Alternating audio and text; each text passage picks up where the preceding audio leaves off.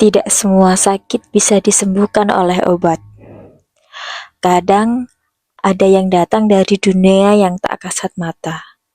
Dunia tempat mereka yang telah tiada, tapi belum pergi.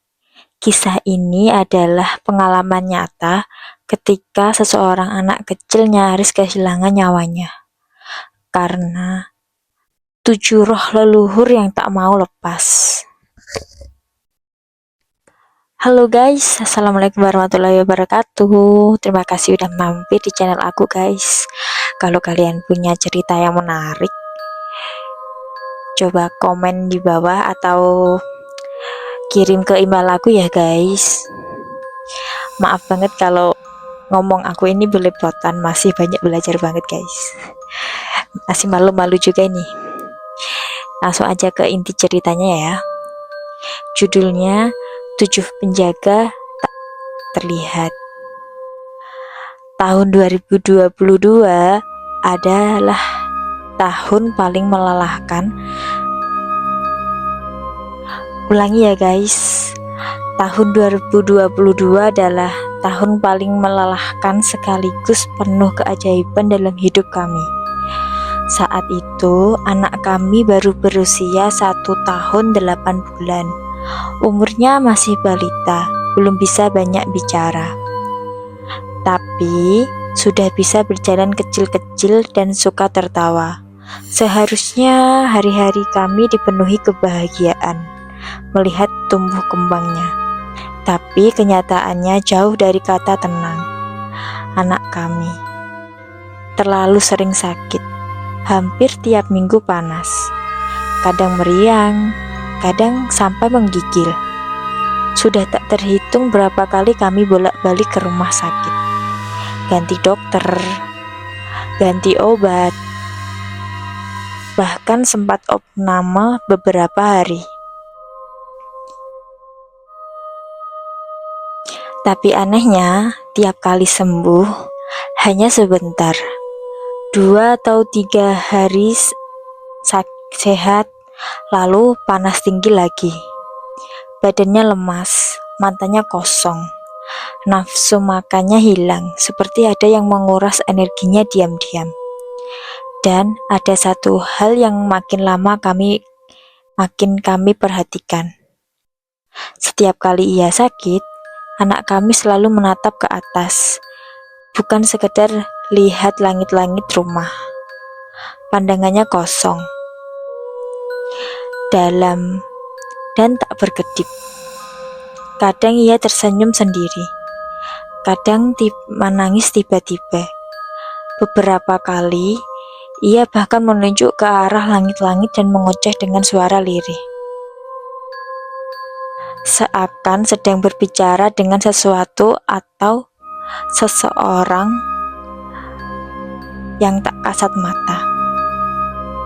Kami bingung, panik, tapi tak tahu harus bagaimana. Semua tes medis hasilnya normal, tak ada infeksi, tak ada kelainan. Bahkan dokter pun akhirnya hanya berkata, mungkin daya tahan tubuhnya sedang rendah. Tapi sebagai orang tua ada perasaan tak tenang yang terus mengganjal, seperti ada yang salah, tapi tak terlihat oleh mata biasa. Sampai akhirnya satu malam hidup kami berubah. Hari itu kami menghadiri pengajian kecil di rumah tetangga, sekedar ikut doa bersama. Istri saya menggendong anak kami yang malam itu tampak murung, pucat dan rewel. Di sana, tanpa kami sangka ada seorang ustadz yang datang.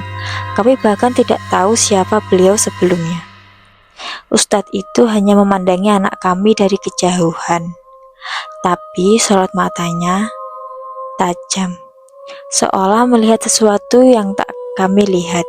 Ia mendekat, lalu meminta izin menyentuh kepala anak kami. Setelah hening cukup lama, beliau berkata, anak ini sedang diikuti oleh 7 roh leluhur dari pihak ibunya. Aku dan istriku saling pandang, antara bingung dan takut dan tak percaya. Tapi ustadz itu melanjutkan, mereka tidak bermaksud jahat, Justru mereka ingin menjaga cucunya. Tapi anak ini belum cukup kuat untuk menerima kehadiran mereka. Jiwa dan raganya belum siap. Itu sebabnya dia sering sakit, karena tubuhnya terlalu lemah menampung energi sebanyak itu. Aku merinding. Istriku bahkan meneteskan air mata.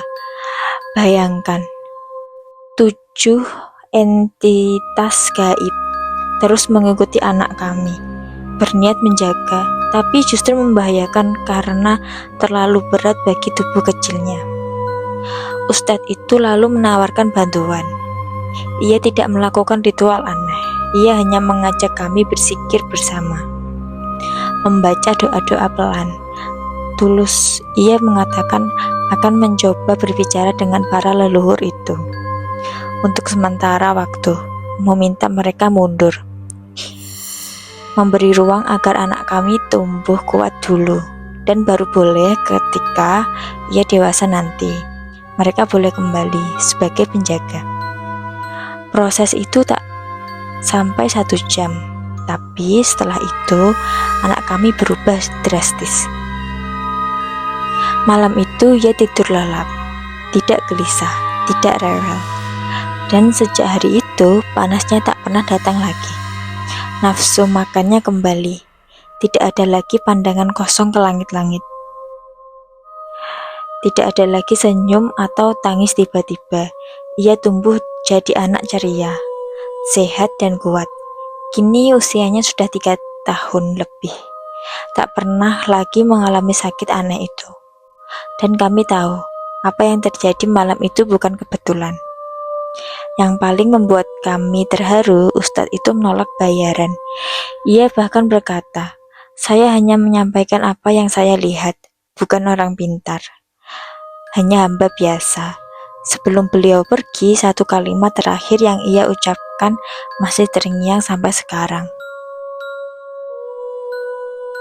Kalau roh-roh itu tidak mundur malam ini, mereka bisa saja tak sengaja membawa nyawa anak kalian. Cerita ini mungkin mustahil terdengar bagi sebagian orang, tapi bagi kami ini nyata dan kami bersyukur karena terkadang keselamatan datang dari dunia yang tak bisa kita lihat.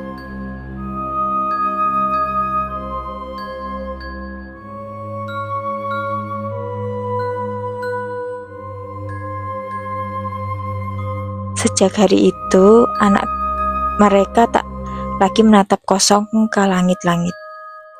Tidak ada lagi tangis malam dan demam yang tak wajar. Tapi sang ustadz berpesan, jika kelak anak ini telah dewasa dan siap, ke-7 leluhur itu akan kembali, bukan untuk menyakiti, tapi untuk menjaga, dan mungkin itulah takdir yang harus dijalani. Wish.